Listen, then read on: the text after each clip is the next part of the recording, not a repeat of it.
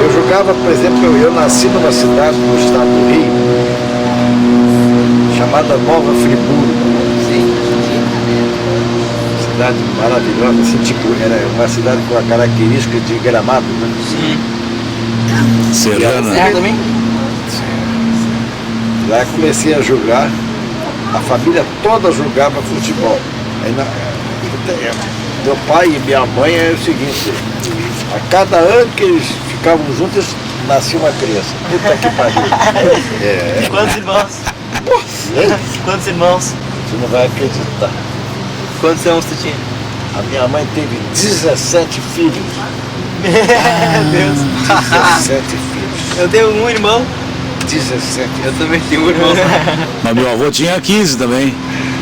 E o outro avô 14. Minha mãe, eu tinha Não, 16? Eu tinha um irmão que era o mais velho, ele brincava com a mamãe, que o papai saía do quarto de manhã cedo, com a cueca, e ele dizia assim, ih, a cueca do papai aqui, eu vou botar em outro lugar. Mas a mamãe teve filho, praticamente uma, e fora os que morreram, né? Nossa, sim. Naquela época era comum, né? Era muito comum. Nós tivemos, eu tive 2 irmãos que morreram. Tem um irmão vivo ainda? Uma penca. Ainda tem. Mora onde? Moram em Friburgo, moram no Rio, moram em Niterói. Nenhum aqui, né? Não, gaúcho não. Aqui não.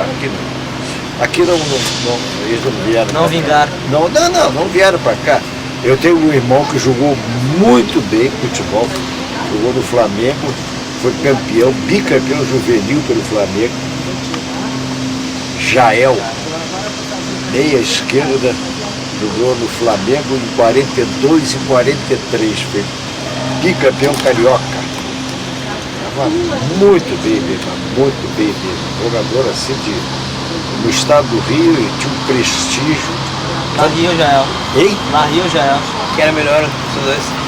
Ele era um jogador que ele tinha uma coisa que, de certa forma, eu assimilei dele. Ele era um jogador extremamente inteligente. Foi meu dom no futebol. Eu fui um jogador muito inteligente. Eu fui chamado aqui de cerebral.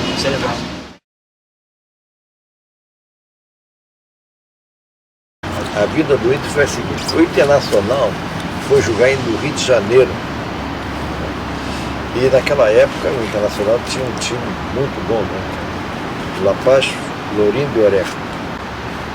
Perguntou pro Teté se Teté era o técnico do Inter. O Teté era o treinador do Inter. Sobre o problema de jogadores, etc., se podia ceder algum. O Zezé e o Teté eram muito amigos. E o Zezé dizia assim, olha, eu tenho um jogador aqui, nos aspirantes, chamado Marquinhos, mas ele não é um homem de área, porque naquela época o centroavante tinha que ser aquele cara de área, o cara tinha que ser forte, tinha que ser Juarez do Reno. Começamos, quer dizer, aí eu vou fazer uma estreia com o Grêmio, já faço 4 gols de cara, quer dizer, aí os caras Não tinha como não ganhar, né? Não tinha como não ganhar o apoio da torcida. Isso aí, quer dizer, foi...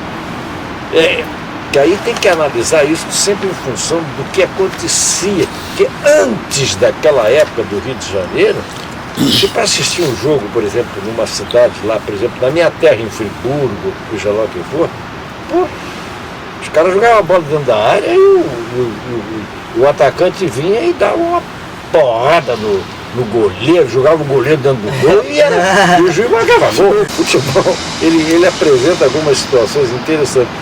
Não tinha nada a ver com isso. Eu nunca fui um jogador rompedor. Eu nunca fui um cara de área. É parecido com quem de hoje em dia? Eu era um jogador assim muito... Porque eu tinha o meu fundamento principal era a habilidade. E como diziam aqui, a inteligência. Era um jogador inteligente para jogar futebol. Mas alguns treinadores, eles queriam que o jogador fosse dentro da área para decidir coisa, uma bola lá. Trombador. Eu não era assim. Eu procurava fazer as coisas de uma maneira mais inteligente. Então, eu vim para cá, o Teté disse, é esse jogador que eu quero. Piada em cima deles e foi jogar contra nós. E nós acabamos. E o Grêmio fez um gol logo de cara. Sim. Fez 1-0 contra nós. E nós começamos a jogar aquela coisa toda e acabamos virando o jogo. Então, fizemos uma partida fantástica e acabamos por vencer 6-2. E o outro jogo que eu fiz tantas coisas. Teve um jogo lá que eu joguei lá no Uruguai, contra o Peñarol também. Foi esse tal jogo que o Peñarol ficou interessado. Foi um chute que eu dei também quase de longe. E o goleiro era nada mais, nada nem que o Masco. Também foi uma paulada que eu dei que, quer dizer, isso não. Foram momentos assim Importantes, né?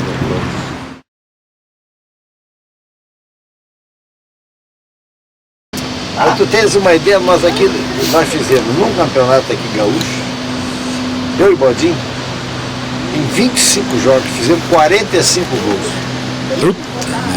25 jogos, 45 gols. 45. É uma... Ela Bodinho lá e... O Bodinho cabeceava muito bem. O Bodinho cabeceava muito bem. O meu irmão estava aqui, o Jael, esse meu irmão que para mim foi um jogador excepcional. E teve um jogo internacional em São José, no campo do São José. E nesse dia eu não pude jogar, porque eu estava pisado, então eu fiquei na arquibancada. E foi um dia casualmente que meu irmão veio lá de Friburgo para me ver aquela coisa toda. Aí nós fomos ao jogo. E ele ficou impressionado porque, de repente, eu disse para ele assim, olha, você quer ver um jogador ali? Tá vendo aquele que tá ali? Aquele ali é Bodinho. Joga comigo. Você vai ver como é que ele cabeceia. Olha bem. Daqui a pouco começa o jogo, aquela coisa toda, bola pra lá, bola pra cá, bola pra cá, bola pra cá. Daqui a pouco eu olhei assim, eu vi o Luizinho pegar uma bola pela ponta direita. E ele olhou, ele viu que o Bodinho estava mais ou menos numa velocidade de direção ao gol. Aí eu disse assim, olha lá, gol do Bodinho. Aí tá, foi dito e feito, o Luizinho cruzou a bola, o Bodinho veio, deu um cabeceio, jogou a bola no ângulo. Ele disse, mas como é que você viu?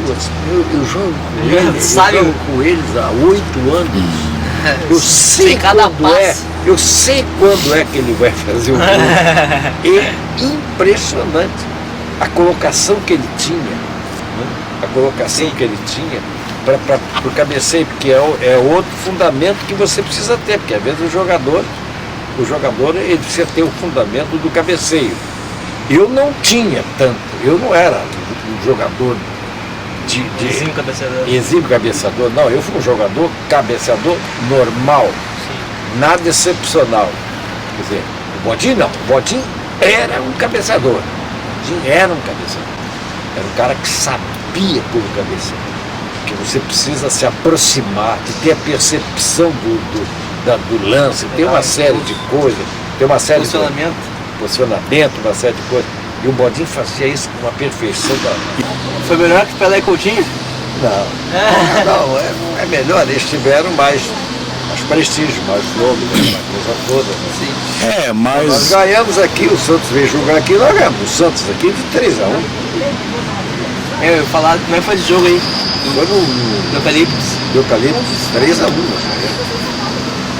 Banho de bom. Não, o Santos fez o gol, o primeiro gol, depois nós começamos a fazer gol. Eu e Bodinho, eu fiz um, o Chinesinho fez um, e o Bodinho fez o outro, 3 gols. E o Pelé entrou no segundo tempo. O Pelé estava começando no Santos. Ele entrou no segundo tempo. Não tinha nenhum nome por enquanto. Né? Foi em 55. Que o Pelé apareceu mesmo, explodiu mesmo, foi em 57. 58? 58 foi 57, 58. E 55 tá jogando? Sim. Não, ele já estava no Santos. É, ele era. Mas estava assim, mas estava naquela. Hein? Quantos ele tinha? Não entendi. Quantos anos ele tinha? Ele tinha o 16. O Pelé devia ter mais ou menos a minha idade. Ele deve, se o Pelé fosse vivo hoje, ele Não, tem. Pelé tá vivo. Tá vivo? Eu matei o Pelé. Matei o Pelé. Não faz mal, não faz mal. Não, o Pelé Tem 72, acho. o Pelé é de 1900 e 40 e pouco, acho. ele é de 1940. Na Copa do Mundo ele jogou com 17 anos, 17, né? 58 ele tinha 17. Jogou em 1900, ele nasceu em 1940. Eu sou mais velho que ele, tá? Eu nasci em 32, né? É um pouquinho uma pequena diferença. Eu sou 32, meu Deus, eu sou velho pra porra. Eu e a minha mulher, né? Ela fica. Eu gosto dela. Eu brinco com ela. Mas ela é mais nova, né? Mais Ela é nova. mais nova do que eu. Mas algumas semanas. Desse top. Tem que rir um pouquinho com a idade, né? Que É, melhor é. O tempo passa. Viva não chorar, né? Tem que rir, tem que rir. Coisas assim que foram momentos maravilhosos. Foi o pessoal dos jornais. É porque eu era um jogador assim, quer dizer, eu fui um jogador que naquela época o futebol aqui no Rio Grande do Sul, com algumas exceções, era um futebol que o sujeito vindo da área, às vezes ele se tornava um cara que ele tentava resolver o problema à força dele, né? Sim. Tipo como era o Juarez do Grêmio, o Juarez do Renner, jogadores que usavam disso, eu não. Eu, por exemplo, a bola vinha, eu matava a bola, de repente eu tinha o Bodinho estava do meu lado, eu tocava para ele. Ele fazia o gol. Se você botasse a bola para o Juarez, eles eram jogadores assim. Esse, por exemplo, do Renner, foi um dos melhores cabeceadores que eu vi na minha vida. Usava a bola na cabeça para ele, o Juarez do Renner, o branco. Era Meio gol. Era meio gol. Quer dizer, isso sabe o que é isso? É um dom que o jogador tem. Sim. É um dom que o jogador tem. O cara para cabecear, naquela época, por exemplo, o treinamento era feito de uma maneira interessante, que hoje eu nem sei se isso acontece mais. Eles botavam a bola amarrada e o cara pulava para cabecear. Esse era um dos elementos do treinamento do jogador. Então, quer dizer, isso aí, todo clube fazia isso. Quer dizer, então esse do Renner era um jogador fantástico nesse ponto de vista. E talvez tenha sido juntamente com o Heleno de Freitas, que jogou no Botafogo do Rio, foi um grande jogador, e o Baltazar, que foi do Corinthians. Esses jogadores foram os que eu vi melhor até hoje cabecear. Foram 2 goleiros. Até foram 3, nem foram 2. Mas jogou o Sérgio jogou, Valdir e o Paulinho, que era do Novo Hamburgo. Ele levou 3 goleiros. Eu me lembro da chegada do Inter naquela época, né? Foi feito uma... brincadeira. Era o time, Eu me lembro da chegada, né? O nosso ataque era fogo. Era Luizinho, Bodinho. Era um time do Internacional. Era um ataque do Internacional. Luizinho, Bodinho, eu, Jerônimo e ou Enio Andrade. E Chinesinho. Ou Raul Klein. Mas era um time assim que jogava aqui contra. Nós fizemos uma série de amistosos aqui contra equipes profissionais no Brasil. Passamos por cima de todos eles. Quando nós jogamos contra a Argentina lá no México, era o goleiro era o Delatia Ivairo. Como é que era o nome do goleiro mesmo, mãe? Era o... Ai, não me lembro. Eu sei, não, Domingues Delatia Ivairo. Kid e Gutierrez na meia cancha. Corbata Mac, Cocciarone, Silvio e Cruz. Esse era o time da Argentina. Essa do México é fantástica. O Campeonato Pan-Americano do México, nós chegamos lá e logo que nós chegamos, nós fomos um dos primeiros a chegar. Nós treinamos aqui, aquela coisa, e fomos para lá. E chegamos primeiro do que muitas seleções. Aí, daqui a pouco nós estamos lá no hotel, o Brasil. E sim, Brasil não, Brasil não. Porque o Brasil veio com uma seleção regional. Desprezou, não tem como. Tem força. Não tem como. Ganar. Aí pega assim, mas o Brasil mandou, mandou a seleção regional, não mandou a seleção principal, não. Que troço, né? Puta, nós estávamos até ouvindo aquilo ali, nós ficamos com uma raiva. E aí começamos o campeonato todo. A Argentina, primeiro jogo, a Argentina jogou contra Costa Rica. Foi Costa Rica. O jogo foi duro pra boa. A Argentina conseguiu ganhar, mas foi duro pra boa. Em resumo. Até que chegamos no jogo com a Argentina. A Argentina tinha perdido, por incrível que pareça, tinha perdido para o Peru.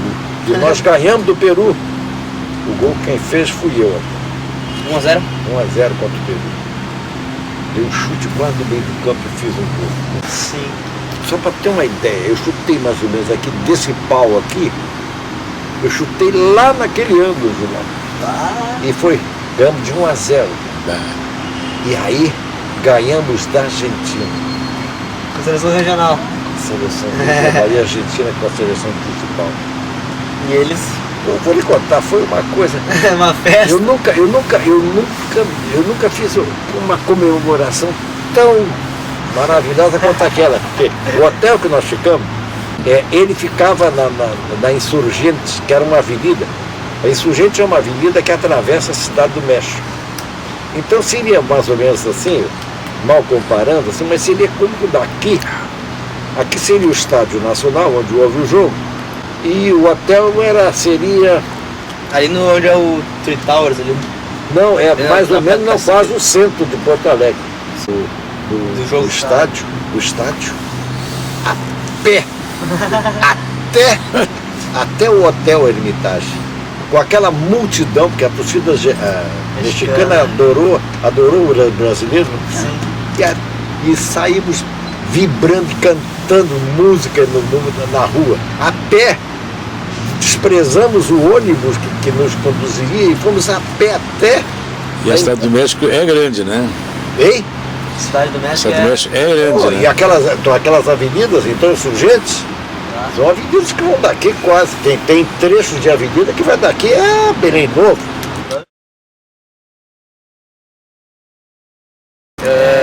Que Tu acompanha, tipo assim, tu falou uma coisa da competitividade do futebol gaúcho aqui, né? Na época. Sim.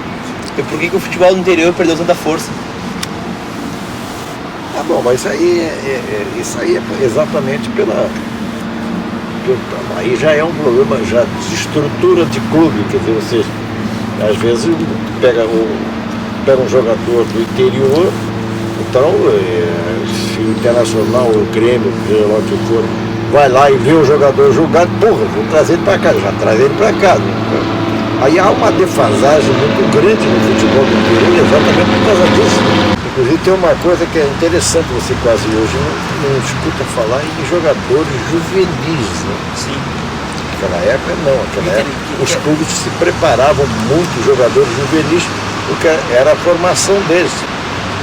Mas hoje não, hoje às vezes se torna mais fácil, porque nós temos um jogador lá em Laje, Santa Catarina, que é muito bom. Aí vai o Internacional, ou o Grêmio vai lá e busca o jogador. Sim. É o que vai. E tem os empresários que entraram no meio do negócio, né? Os empresários entraram, entendeu? Então eles fizeram todo esse trabalho, né? Eu vieram dezenas de clubes atrás de mim, o Internacional não me vendia. Sim. Então, quer dizer, foi tudo isso é uma modificação. Hoje em dia, por exemplo, está acontecendo uma coisa até meio ao contrário. Quer dizer, hoje em dia, às vezes, Grêmio e Internacional estão comprando jogadores caros de outros lugares. Sim. Né?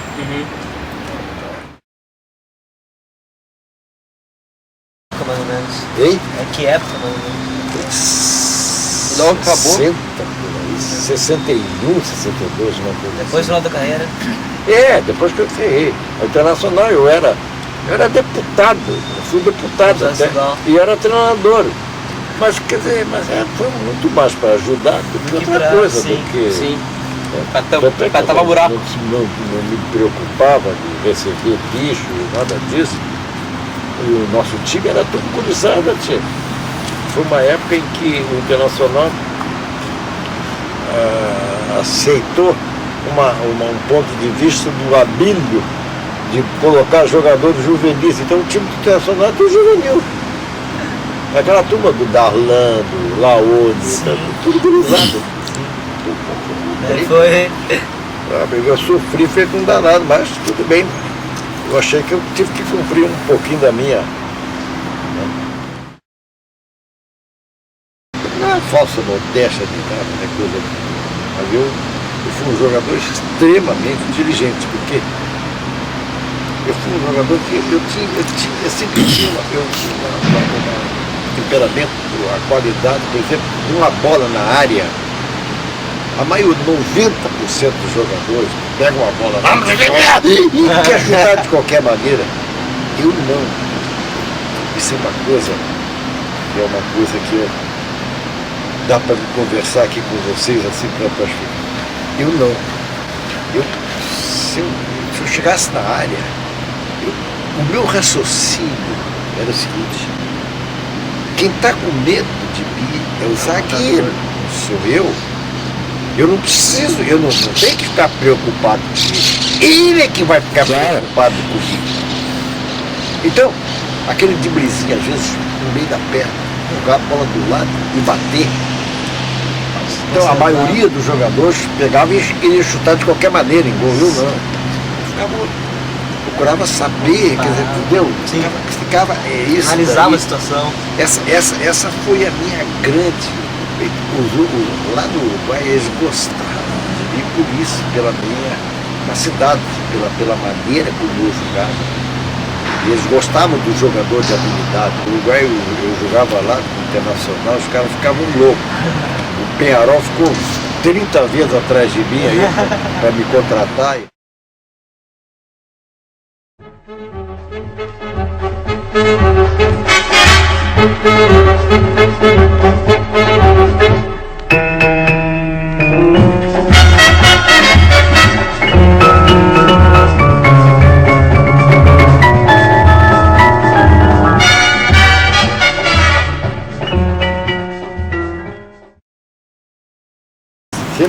Que beleza.